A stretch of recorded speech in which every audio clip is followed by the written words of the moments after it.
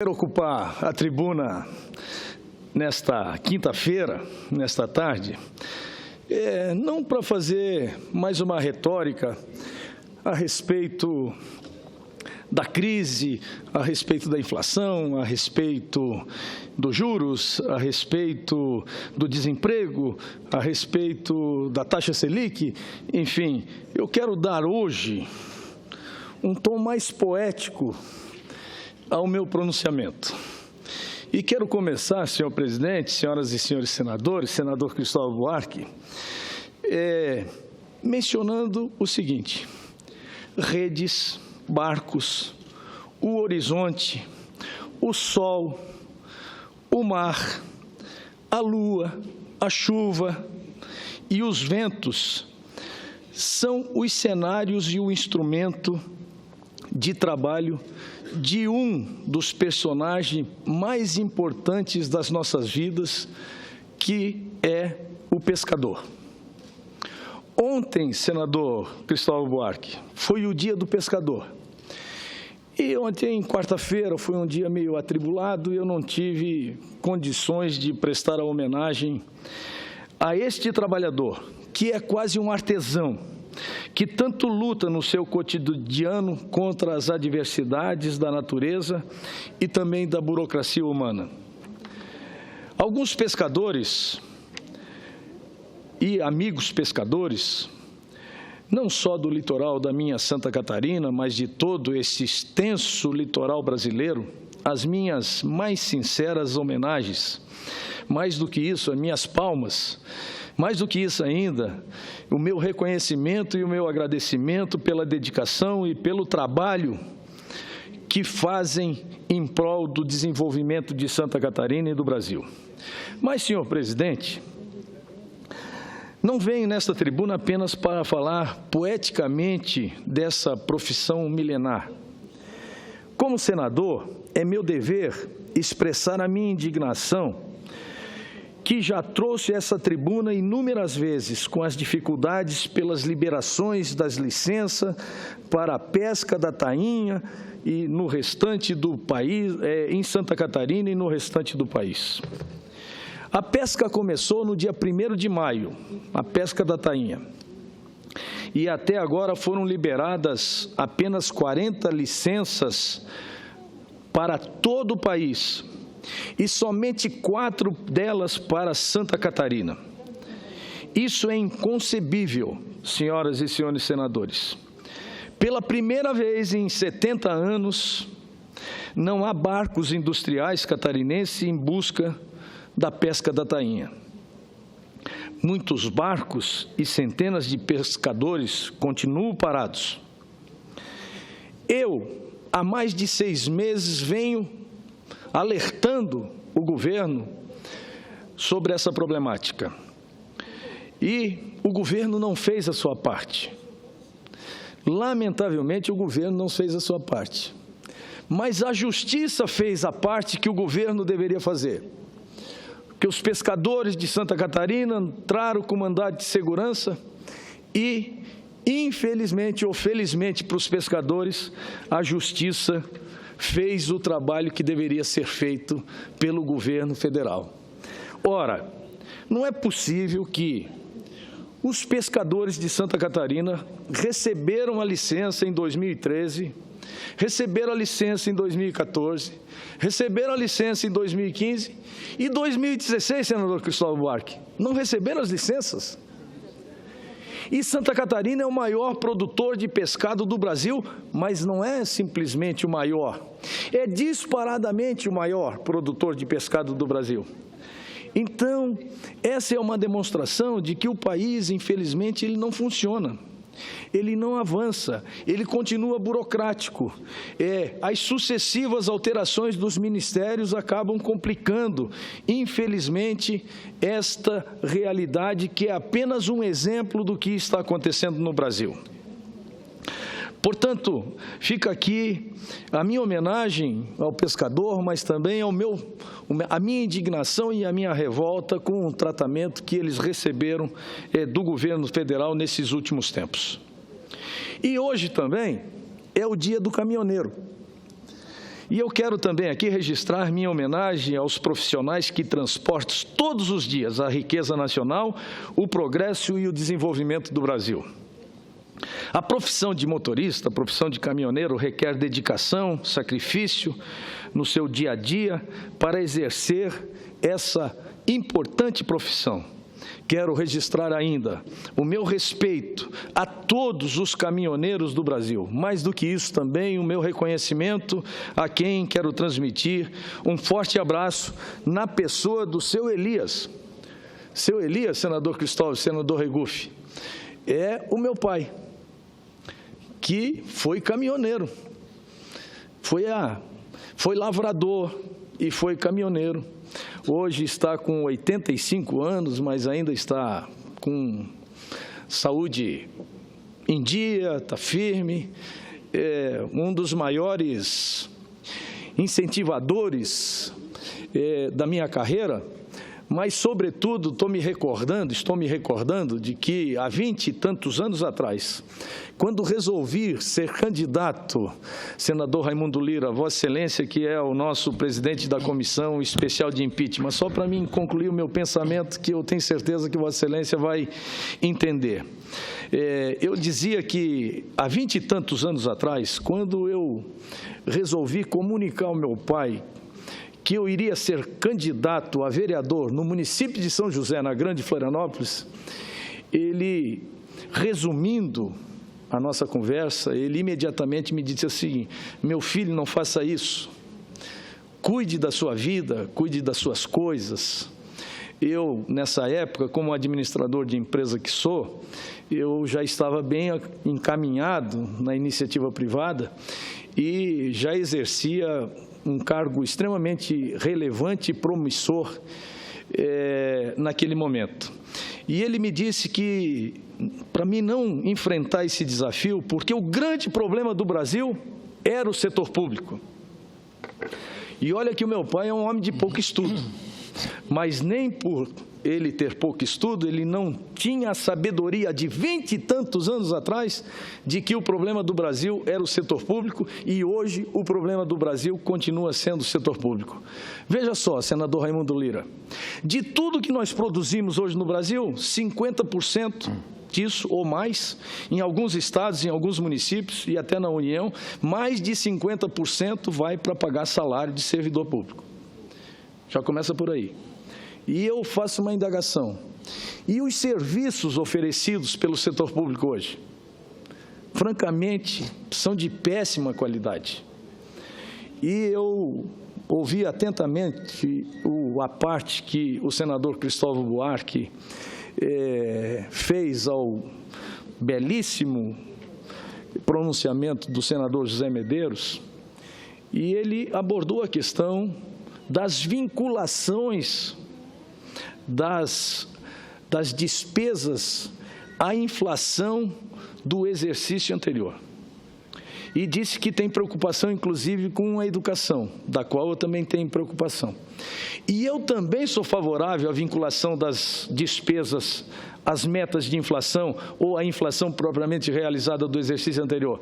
Agora, eu quero fazer uma ressalva aí, senador Medeiros, que tem despesas e despesas.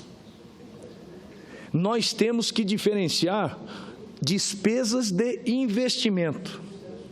Eu não defendo as despesas em saúde pública ou despesas em educação como despesa de diárias, despesas de veículos, despesa de passagem de aviões, enfim, despesas correntes, despesas de manutenção da máquina, de material de expediente, e etc., etc.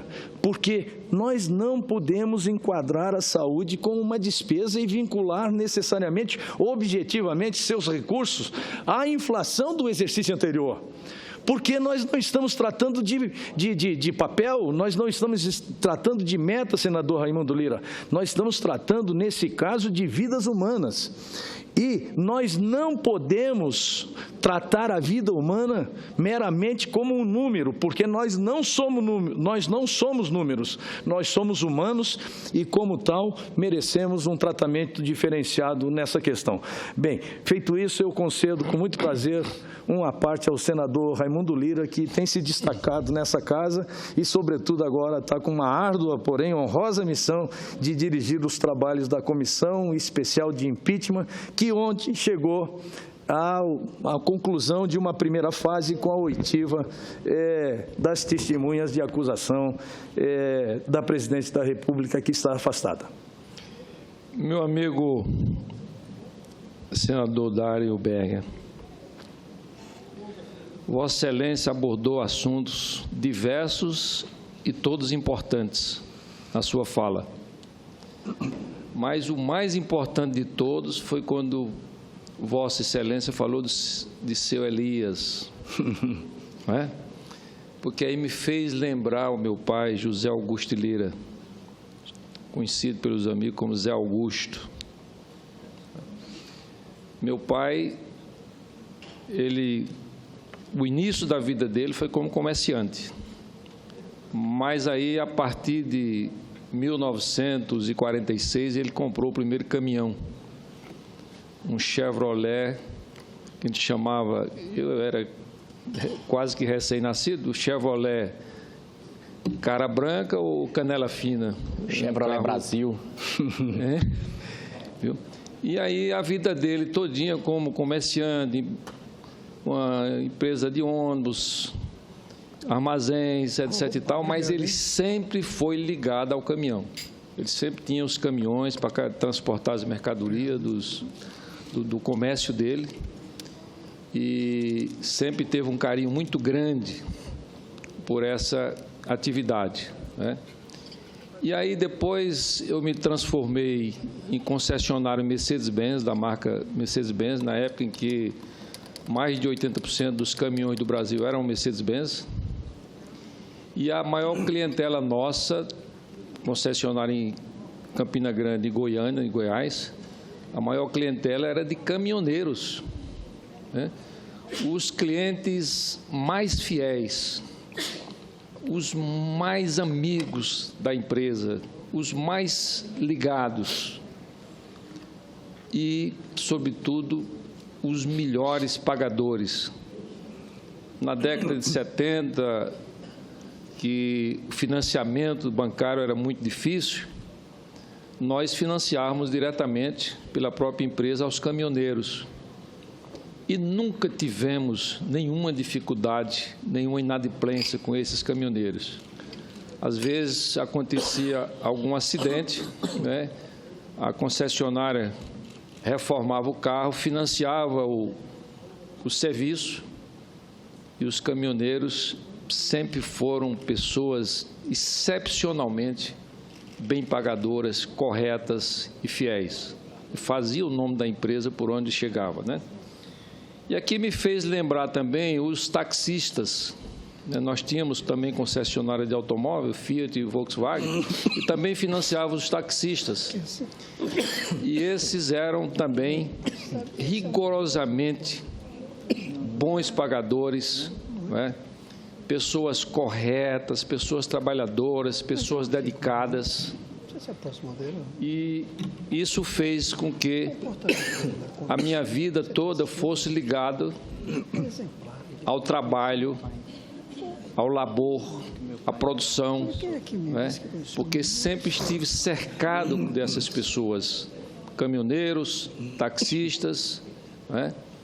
E, enfim, essas pessoas que constroem no dia a dia o Brasil.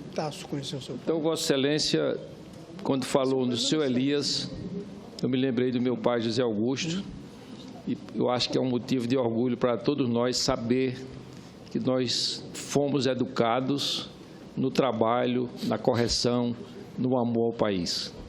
Quero, portanto, nesse momento em que eu parabenizo o senhor Elias nos seus 85 anos, o meu pai já faleceu, se fosse vivo hoje teria 106 anos, o que era uma coisa quase pouco provável, né? Mas foi um homem totalmente voltado ao trabalho de tal modo que ele, apesar de ter direito, naquela época, de se aposentar, ele nunca se aposentou, nunca aceitou receber a aposentadoria, porque ele dizia o seguinte: o homem, quando passa de 70 anos, se ele deixa de trabalhar, ele vira um aposentado. É uma coisa honrosa, uma atividade honrosa. Todo aposentado são pessoas que trabalharam durante a vida, mas ele tinha esse conceito pessoal, que se a pessoa parava de trabalhar, virava aposentado. Se continuava trabalhando, ele continuava sendo um homem experiente, não é? E nesse conceito de experiência é que até o seu último dia de vida ele continuou trabalhando. Nunca aceitou parar, porque ele achava que tinha começado a trabalhar com os 10 anos de idade e que a coisa mais importante para o homem e para o país é o trabalho. Muito obrigado, senador. Bem, eu agradeço a Vossa Excelência e, senador Raimundo Lira, e incorporo com muita alegria e até com certa emoção a parte de Vossa Excelência, porque todos nós temos uma origem. E a minha origem foi uma origem alicerçada no trabalho, no dia a dia, amassando poeira e comendo poeira e amassando barro para vencer as barreiras e os obstáculos da vida, que não são pequenos. E sempre tive no meu pai uma referência e que continuo tendo até hoje. E ele certamente estará ou está muito emocionado de eu prestar, vamos dizer assim, uma singela, mas uma justa homenagem que teve essa repercussão, inclusive, de Vossa Excelência, como também terá do senador Cristóvão Buarque, que eu, com muito prazer, ouço em seguida, e também do senador Regufe. Senhor Dário, eu hoje fico curioso para saber qual é a opinião que ele tem, seu Elias, do senhor ter entrado na política. Porque o senhor disse que ele não foi favorável, como os pais da gente em geral não eram. A minha mãe foi contra. Aliás, foi contra não eu entrar, porque ela também não me viu na primeira eleição. Morreu naquele ano. Meu pai morreu bem antes. Me viram militante estudantil, me viram ficar 9 anos fora do Brasil. Eu voltei, meu pai ainda estava vivo por algumas semanas. A minha mãe dizia, nem advogado nem político. Para ela era a mesma coisa. Eles, em geral, não querem. E agora? O que é que eles diriam, no meu caso, o caso do Raimundo, o caso do Regufe? Lembro quando o pai dele faleceu, eu era professor dele. Que diriam? E o seu Elias? Eu não sei. Agora, no seu caso pessoal, o que é que o senhor diria de ter entrado na política? São raras as pessoas que escolhem ou que caem nessa vida. São raras as pessoas. No mundo inteiro, estou falando, seres humanos que, de repente, senador Raimundo, caminham numa atividade esquisita, rara, confusa, que ninguém entende que é a política. Raros. Eu não sei o que é que leva a gente a fazer isso. Tem que ser uma psicanálise de cada um para saber. O que é que a gente busca com isso? Entretanto, ao passar a fazer esse serviço público por meio da política, nós nos dividimos em alguns grupos. Alguns grupos, e a Lava Jato está mostrando, fazem política para locupletar-se, para ganhar dinheiro, para aproveitar-se do Estado, para pegar propina. Alguns são assim. Felizmente, é a minoria, embora eles que aparecem. Outro grupo, bem intencionado, mas acredita que precisa fazer com que as coisas sociais funcionem para continuar naturalmente. São o que eu chamo de conservadores, respeitosamente. Um outro grupo entra nisso dizendo, eu tenho um sonho para o futuro. E esse futuro não chegará automaticamente, é preciso agir. É preciso estar dentro do processo político. São aqueles que eu acho que a gente pode chamar de políticos progressistas. Quando a gente olha os progressistas e olham para trás, antes e depois de fazer a sua atividade, aí que vem a avaliação, valeu a pena ou não. Valeu a pena quando a gente compara os resultados de termos mudado o mundo com os resultados do sacrifício que a gente faz e também das compensações. Porque isso dizer que a vida pública, política, só tem sacrifício, não é verdade. Eu não falo salário, porque aqui a maioria de nós, com a competência que tem para chegar aqui, ganharia mais do que aqui. Com certeza. Estou falando os honestos. Qualquer um de nós aqui, de mim não tenho a menor dúvida, seria muito mais. A gente vem aqui por outras razões, e até porque já ganha bastante. O salário já é alto, não precisa de mais do que isso. Mas quando a gente compara os sacrifícios com os benefícios, tanto pessoais, prestígio, reconhecimento nas ruas, deixar o nome na história, com o que a gente fez, e fica a dúvida, sim. Esse instante aqui com o Regufe, a gente estava conversando, ficou a dúvida se valeu a pena, se conseguiam. Eu tive a sorte, como o senhor, de passar pelo Executivo. No Executivo a gente vê mais o que a gente deixou. Quando eu vou na rua, no Distrito Federal, e vejo, senador, os carros parando para que as pessoas atravessem, eu lembro, poxa, e as pessoas lembram, isso daí fui eu que consegui organizar, senador Medeiros. Quando eu vejo no mundo inteiro milhões e milhões recebendo bolsa, seja escola, seja família, ou seja um dos 25 nomes que eu vi recentemente, que chama-se Bolsa Escola em outros países, eu digo, caramba, valeu a pena, porque eu bolei isso quando era reitor, como professor, escrevi um livro sobre isso, mas se não tivesse sido governador, ficava no livro, não virava realidade. Eu nunca me lembro do maior elogio que eu considero como político de um jornalista que disse que Cristóvão é um cara que leva para o Diário Oficial o que ele escreve nos livros.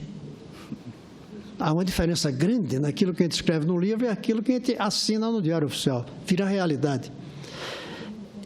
Não dá para a gente fazer a avaliação plena se valeu a pena ou não.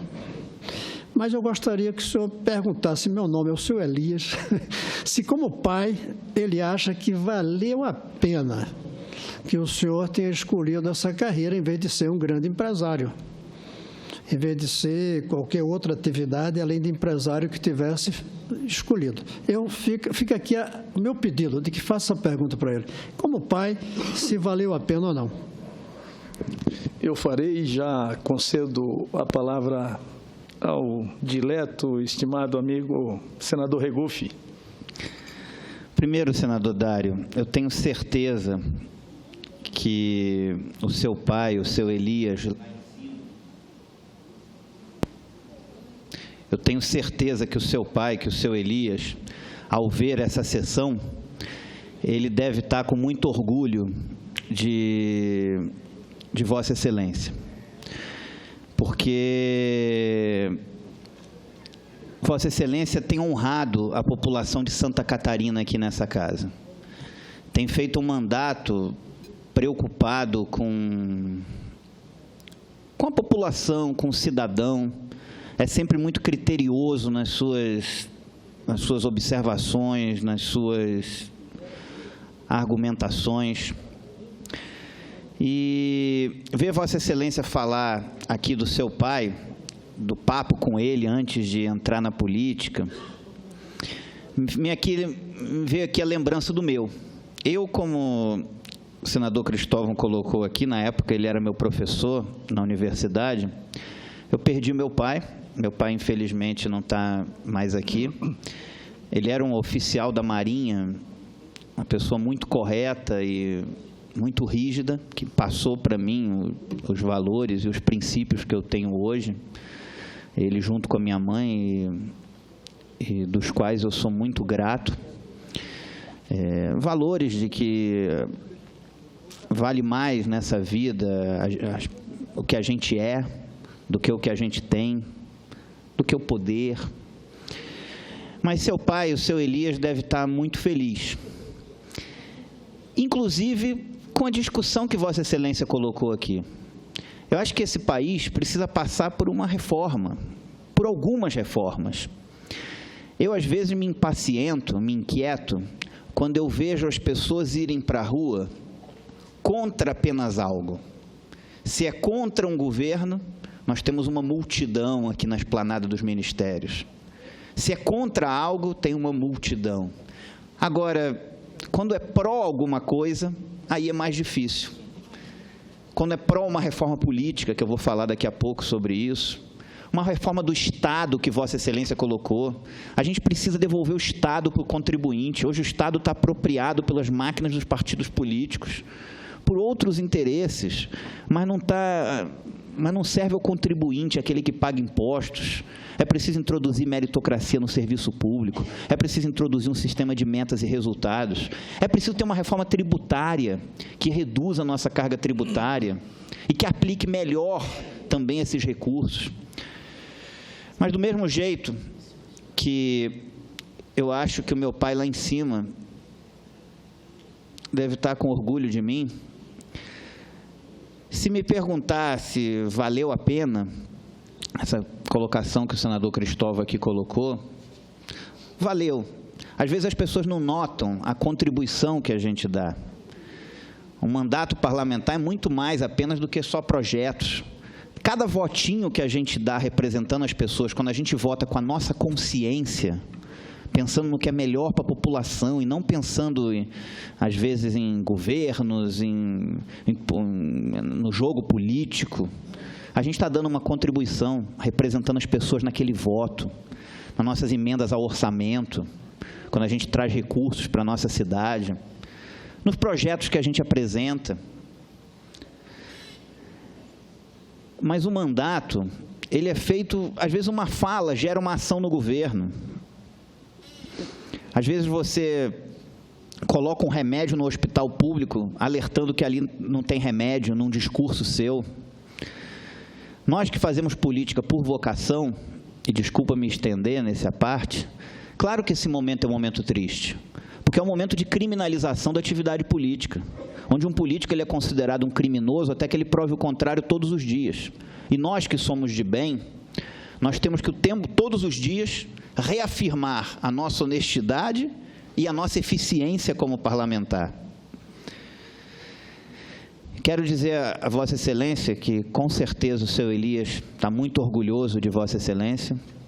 Não só ele, mas a população de Santa Catarina tem que ter orgulho, porque eu posso testemunhar que é um parlamentar aqui que segue a sua consciência, sempre pensando em fazer o melhor pela população, inclusive dialogando muitas vezes comigo, muitas vezes inconformado com, às vezes, o andamento das coisas, mas é alguém que está aqui preocupado com a população.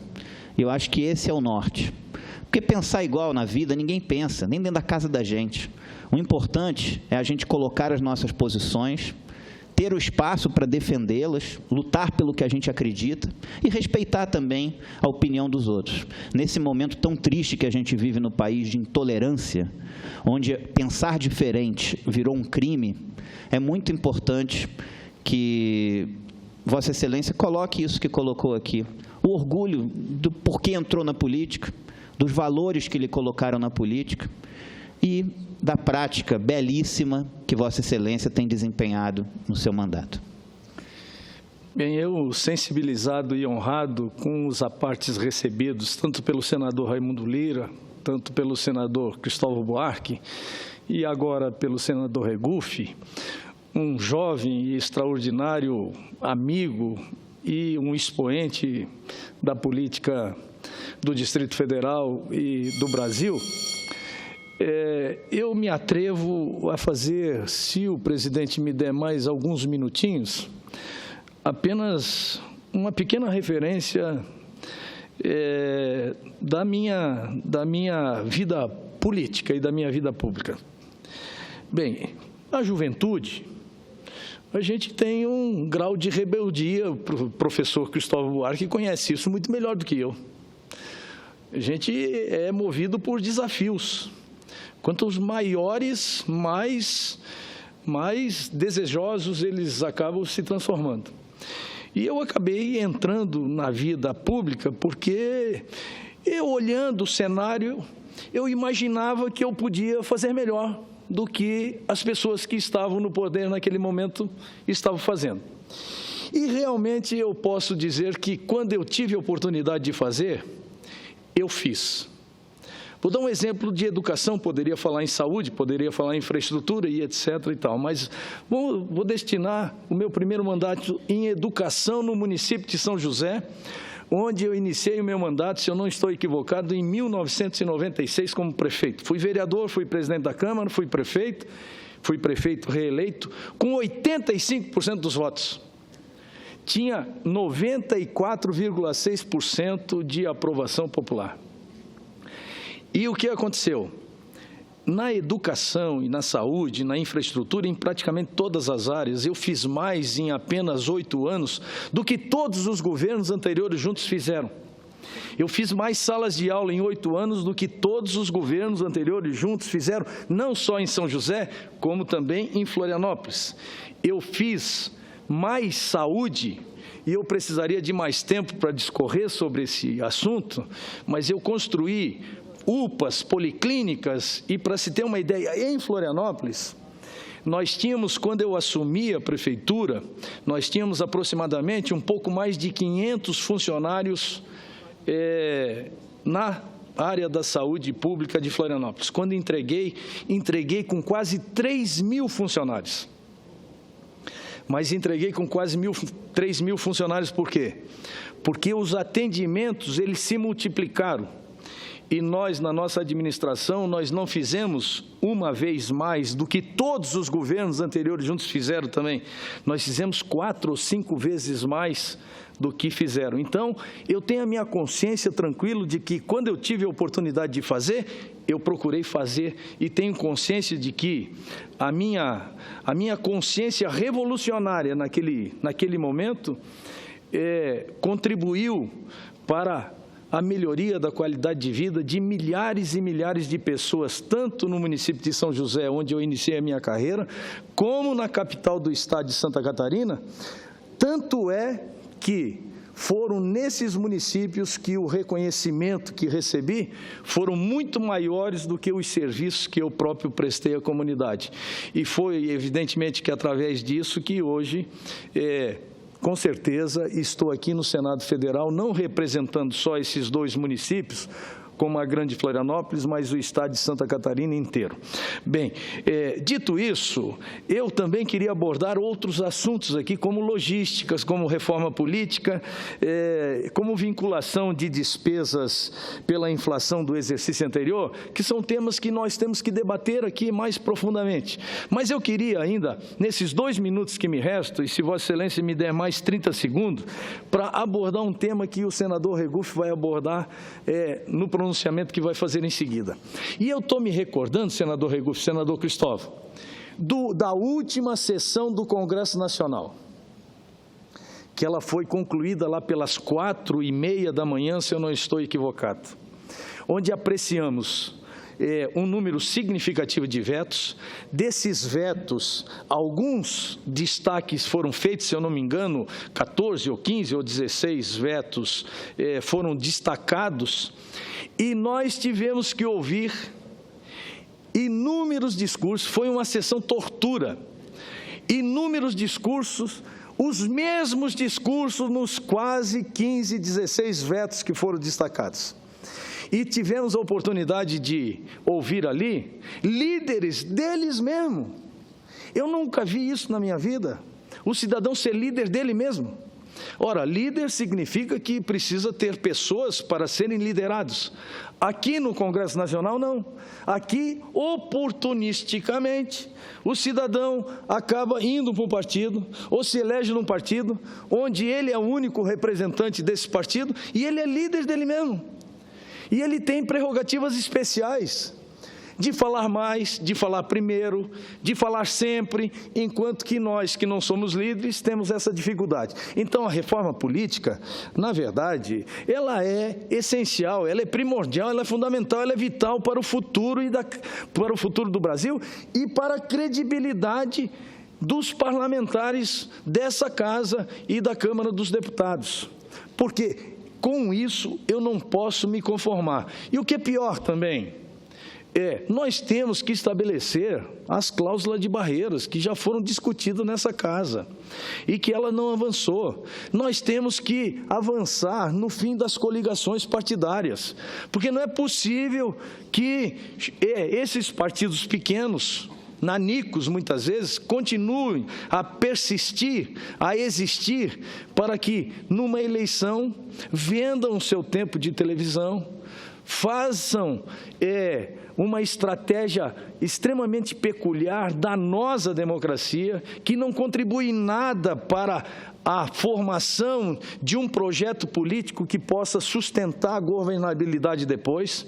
E aí nós conseguimos implantar definitivamente no Brasil o corporativismo, o clientelismo, o toma lá da cá, que há muito tempo isso já acontece, mas quando eu fui prefeito, eu tinha as minhas secretarias das quais eu não abria mão.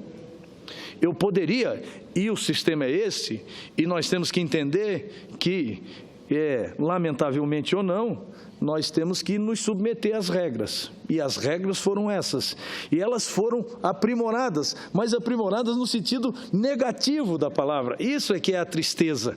E hoje nós estamos vivendo um presidencialismo de coalizão que ninguém consegue governar. Qualquer insatisfação que determinado setor, determinado parlamentar não é atendido, naturalmente já cria-se um grande problema de governabilidade no Brasil. Portanto, a reforma política, senhor presidente, na minha opinião, me parece que é a reforma da reforma, porque com isso, talvez, nós possamos mudar essa triste realidade da criminalização da política que nós estamos vivendo.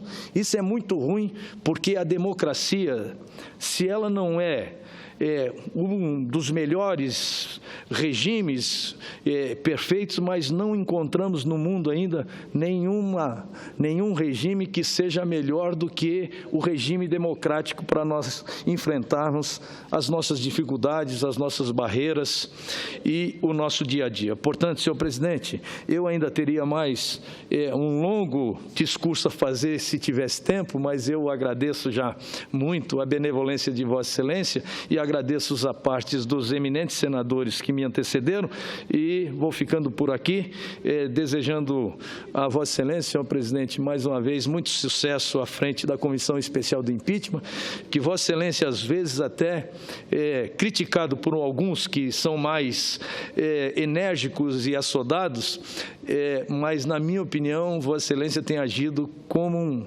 um democrata, que está colocando o direito da defesa e da democracia acima de qualquer discussão política, não pairando nenhuma dúvida quanto aos encaminhamentos que Vossa Excelência tem dado àquela comissão. Portanto, mais uma vez, meus cumprimentos, meus parabéns pelo desempenho que Vossa Excelência tem demonstrado à frente da Comissão Especial de Impeachment. Muito obrigado, era isso que eu tinha a relatar.